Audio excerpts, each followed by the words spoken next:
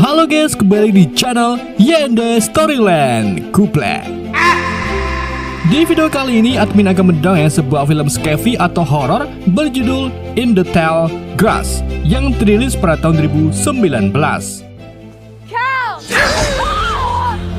Film ini menceritakan tentang sekelompok orang yang terjebak di kebun.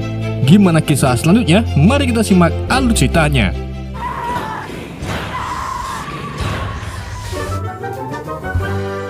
Gak bisa bahasa Inggris.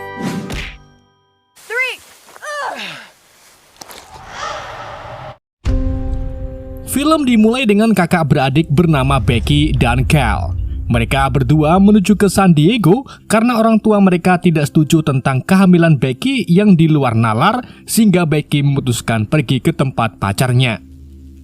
Di tengah perjalanan, Becky merasa mual dan Cal memutuskan untuk menghentikan mobilnya. I think I'm getting nauseous.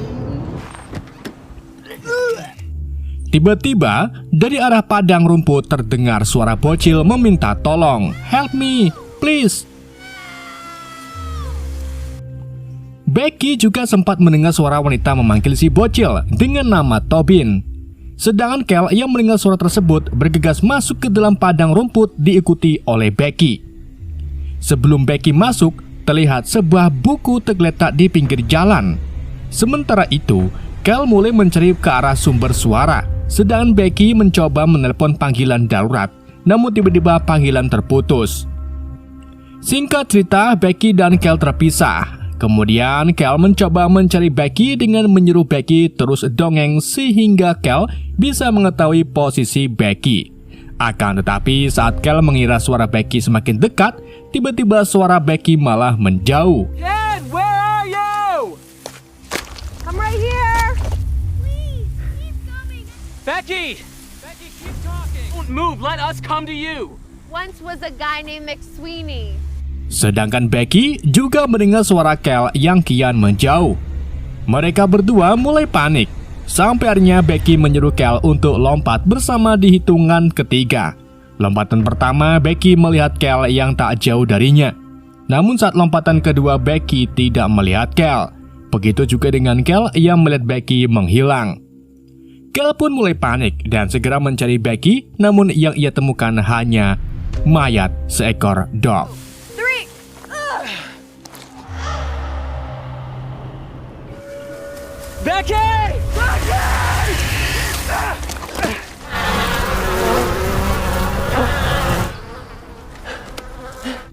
Hari menjelang malam, Becky dan Cal hanya mendengar suara satu sama lain, namun masih berpisah.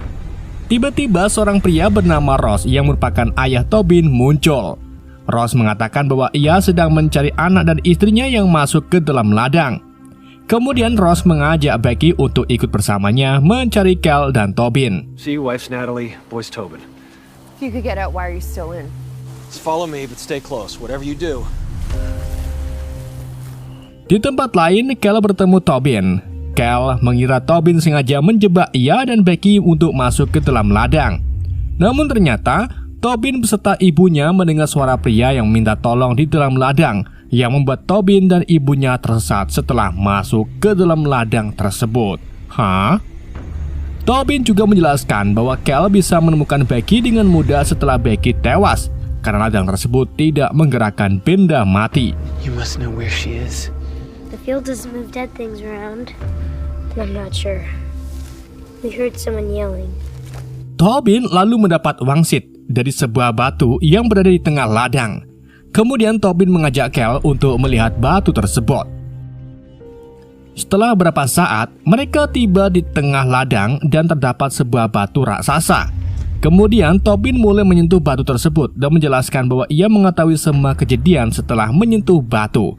Namun saat Cal ingin menyentuh batu itu, suara teriakan Becky terdengar yang membuat Cal pergi menyelamatkan Becky.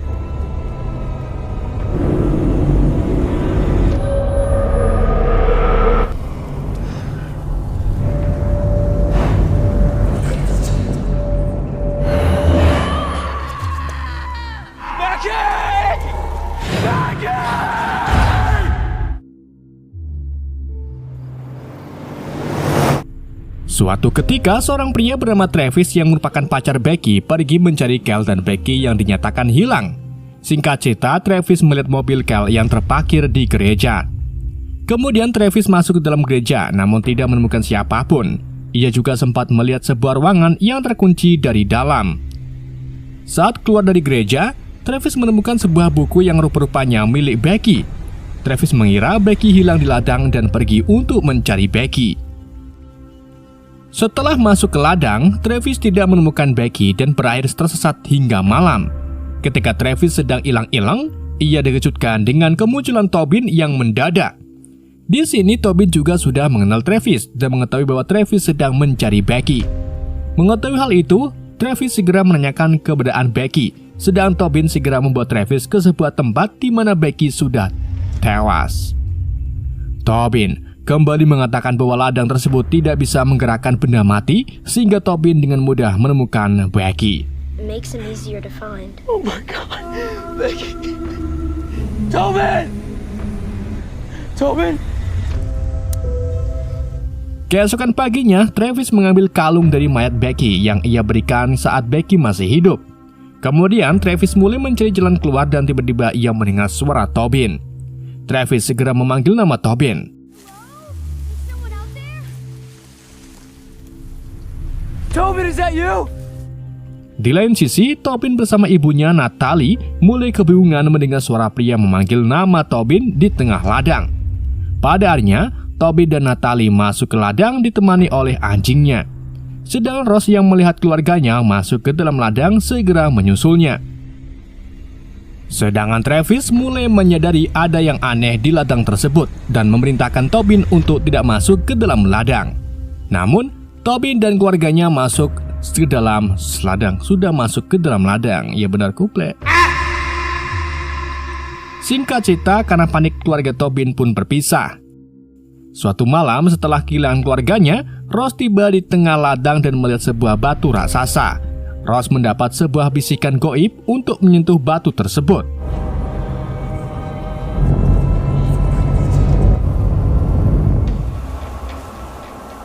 Kita kemudian kembali diperlihatkan saat Becky dan Kel akan menyelamatkan Tobin di tengah-tengah ladang. Di sini terungkap bahwa setelah mereka masuk ke dalam ladang, mereka akan terus mengulang kejadian saat mereka pertama kali masuk ke ladang setelah mereka tewas. Mirip Izanagi, namun kejadian yang mereka alami merupakan kenyataan.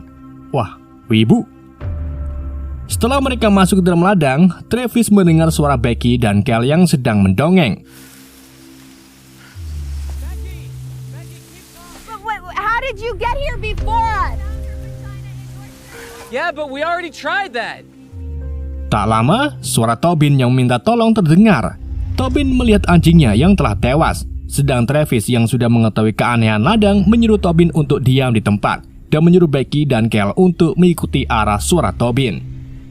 Rupa-rupanya, Travis teringat perkataan Tobin sebelumnya bahwa ladang tersebut tidak menggerakkan benda mati. Sampai akhirnya mereka semua bertemu. Singkat cerita, setelah mereka bertemu, Travis menjelaskan ia mencari Becky setelah Becky dinyatakan hilang selama 2 bulan saat menuju ke San Diego. Sedangkan Kel merasa baru 2 hari di ladang tersebut. Kel dan Becky merasa aneh dengan cerita Travis dan Travis mempunyai ide untuk mengangkat Tobin guna melihat sekitar. Setelah hilang-hilang sekitar, Tobin melihat sebuah bangunan. Akhirnya mereka semua memutuskan untuk pergi ke bangunan tersebut. Di tengah perjalanan, Becky mulai merasa nyeri di perutnya. Tak lama, HP Becky mendapat sebuah pesan suara. Pesan tersebut berisi seorang wanita yang menyuruh menghentikan Kel untuk membunuh Travis. Jika hal tersebut terjadi, mereka akan mengulangi kejadian yang sama. Hello? Hello, what's going on? Travis, Becky, dan Kel tidak mempedulikan pesan tersebut dan memilih untuk melanjutkan perjalanannya. Namun kondisi Becky kian memburuk sampai ia pun pingsan. Tak lama, Ross datang dan segera melakukan pertolongan. Setelah Becky sadar, Kel dan Travis mengajak Ross untuk menuju ke sebuah bangunan guna keluar dari tempat tersebut. Namun, saat Tobin kembali melihat bangunan tersebut sudah hilang. Kemudian, Ross mengajak Travis dan yang lainnya untuk ikut bersamanya. Ross menemukan sebuah tempat yang diyakini Ross sebagai jalan keluar. Di tengah perjalanan, Ross sempat menceritakan pekerjaannya di real estate. Ia bermimpi menguasai bisnis di real estate di seluruh Amerika. Family vacay through the heartland. A folk song originally. Tried to warn you. Jesus, we're gonna rock the world. Kemudian mereka tiba di tengah ladang yang terdapat sebuah batu besar. Ross menyuruh Kel untuk menyentuh batu tersebut. Karena dengan menyentuh batu itu, ia akan mengetahui semua kejadian di dalam ladang. Karena hal itu, Ross dengan mudah menemukan Kel dan yang lainnya. Tetapi saat Kel akan menyentuh batu, ia dihentikan oleh Natalie yang tiba-tiba datang. Contiguous United States. Really old. Those native? You just have to look. Iowa hunted on the Osage Cuestas. There's carvings on it. Natalie mengatakan bahwa Ross seorang pembunuh. Di sini terungkaplah, selain mendapatkan penglihatan, batu tersebut juga memperkuat hasrat terdalam manusia. Namun sebagai gantinya, orang yang menyentuh batu tersebut tidak bisa keluar dari ladang. Sedangkan Tobin yang sempat menyentuh batu tidak terpengaruh karena Tobin hanya seorang bocil polos. Setelah mendengar perkataan Natalie, Becky memutuskan meninggalkan Ross, sedangkan Ross mulai mendekat dan mencoba meyakinkan Becky bahwa batu tersebut merupakan jalan satu-satunya keluar. Tiba-tiba, Travis menyerang Ross, namun Ross dengan mudah mengalahkannya. Sementara itu, Natalie mencoba bergabung dengan Becky, namun ia berhasil ditangkap Ross dan berakhir tewas di tangan Ross.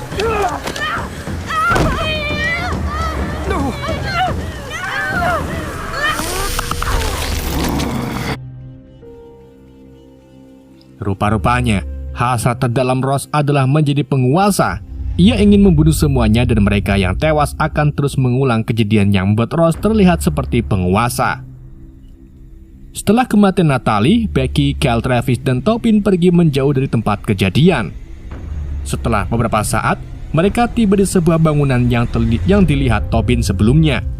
Setelah memasuki gedung, Kel mulai menyalahkan Travis karena semua kejadian berawal darinya yang telah meninggalkan Becky setelah enak-enak sedap.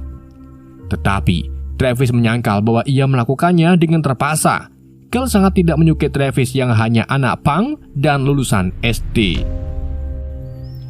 Bahkan, sebelum Travis bersama Becky, Kel selalu membenci pria manapun yang mencoba mendekati Becky karena Kel merupakan siskon parah. Pertarungan pun terjadi di antara keduanya, namun suara Ross terdengar yang membuat mereka menghentikan pertarungan dan pergi menuju ke atap. Di sana, Kel dan Travis melihat jalanan dan gereja sebelumnya yang ternyata sangat dekat. Namun saat mereka kembali ke ladang, mereka akan kembali kejebak. Ketika Travis mencoba melihat sekitar untuk mencari jalan keluar, ia terpleset namun Kel berhasil menangkap Travis. Grass again and we're back to square one. There, on the road. There. Tiba-tiba, Kel mendapatkan bisikan gaib dan melepaskan Travis hingga terjatuh. Tobin yang melihat kejadian tersebut segera meninggalkan bangunan. Tak berselang lama, Ross berhasil menuju ke atap, sedangkan Kel dan Becky segera pergi dari bangunan tersebut. Setelah meninggalkan tempat itu, Becky mencoba mencari Travis, namun Kel menghentikan Becky karena Kel mencintai Becky ora waras. Akhirnya, Becky sadar bahwa Kel telah melakukan sesuatu terhadap Travis dan pergi meninggalkannya. Kel yang melihat Becky pergi segera menyusulnya, namun tiba-tiba ia sudah ditangkap oleh Ross. Singkat cerita, Kel mencoba kabur, namun Ross berhasil menangkapnya. Saat Kel melihat sekitar, ia melihat mayat berserakan yang rupa-rupanya mayat-mayat tersebut adalah mayat Kel yang terus mengulang kejadian. Here?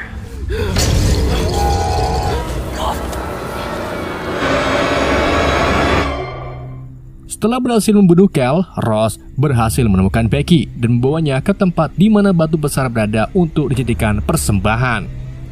Sedangkan Ross kembali ke ladang guna mencari keberadaan Tobin.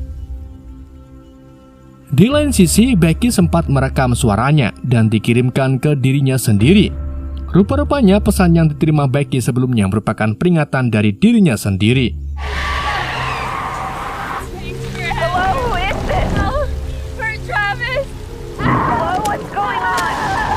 Kemudian, Becky mulai merasakan sangat mules. Karena keinginan bertahan hidup yang kuat, Becky pun berhasil melahirkan bayinya sedangkan Becky pingsan. Setelah Becky sadar, bayi tersebut sudah dibunuh oleh Ross dan Ross segera membunuh Becky. Karena muncul kehidupan baru membuat kejadian tersedikit berubah. Travis yang seharusnya tewas berhasil selamat dan tiba di mana Becky berada. Singkat cerita, pertarungan terjadi antara Ross dan Travis. Sabarnya Travis berhasil membunuh Ross. No.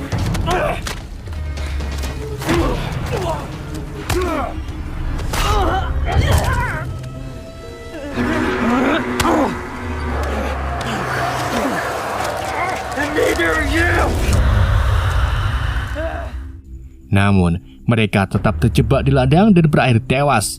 Entah karena dibunuh atau hal lain yang membuat mereka semua terus mengulang kejadian. Pada akhirnya, Travis menyadari sesuatu dan memutuskan untuk menyentuh batu tersebut.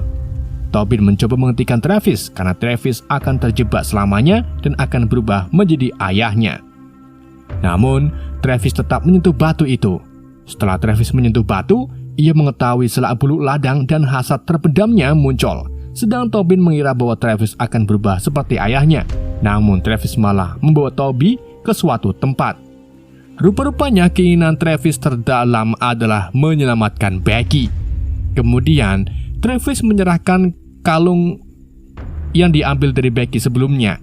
Ia memerintahkan Tobin untuk mencegah Becky masuk ke dalam ladang.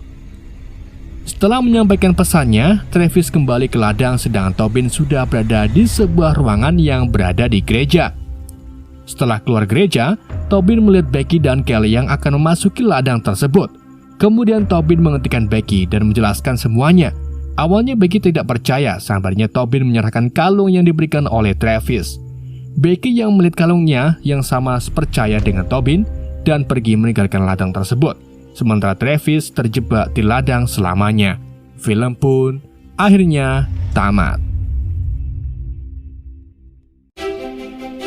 Oke guys, itulah alur cerita film In the Tall Grass. Semoga kalian terhibur dengan alur cerita yang saya bawakan.